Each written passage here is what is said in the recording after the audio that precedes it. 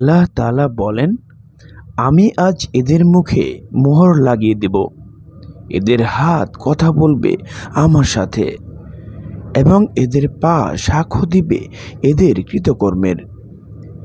যেদিন তাদের বিরুদ্ধে সাক্ষ্য দিবে তাদের জবান, তাদের হাত ও তাদের পা তাদের কৃতকর্ম সম্বন্ধে। যেদিন আল্লাহর শত্রুদেরকে জাহান্নাম অভিমুখে সমবেত করা হবে, সেদিন তাদেরকে তাড়িয়ে নিয়ে যাওয়া হবে বিভিন্ন দলে।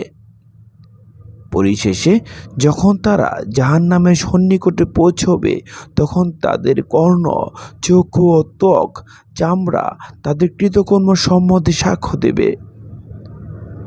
জাহান্নামীরা তাদের ত্বককে জিজ্ঞেস করবে, তোমরা আমাদের বিরুদ্ধে সাক্ষ্য দিচ্ছ কেন? উত্তরে তারা বলবে, আল্লাহ যিনি সব কিছুকে বাকশক্তি দিয়েছেন, তিনি আমাদেরকেও বাকশক্তি দিয়েছেন। তিনি তোমাদেরকে সৃষ্টি করেছেন প্রথমবার এবং তারই নিকট তোমরা প্রত্যাবর্তিত হবে। তোমরা কিছু গোপন করতে না, এ বিশ্বাসে যে তোমাদের কর্ণ, চক্ষু এবং ত্বক তোমাদের বিরুদ্ধে সাক্ষ্য দিবে না। উপরন্তু তোমরা মনে করতে যে তোমরা যা করতে তার অনেক কিছু আল্লাহ জানেন।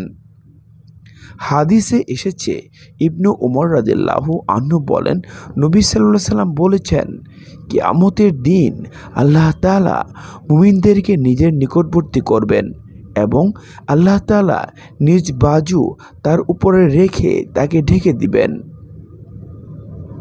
অতঃপর আল্লাহ সেই বান্দাকে বলবেন, আচ্ছা বলো দেখি, এই গুনাহটি তুমি করেছ কি? এই গুনাহটি সম্পর্কে তুমি অবগত আছো কি? সে বলবে, হ্যাঁ হ্যাঁ আমার রব, আমি অবগত আছি।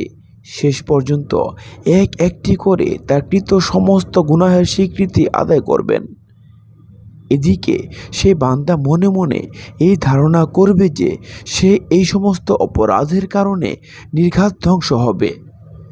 তখন আল্লাহ তাআলা বলবেন, দুনিয়াতে আমি তোমার এই সমস্ত অপরাধ ঢেকে রেখেছিলাম, আর আজ আমি তা মাফ করে দেব।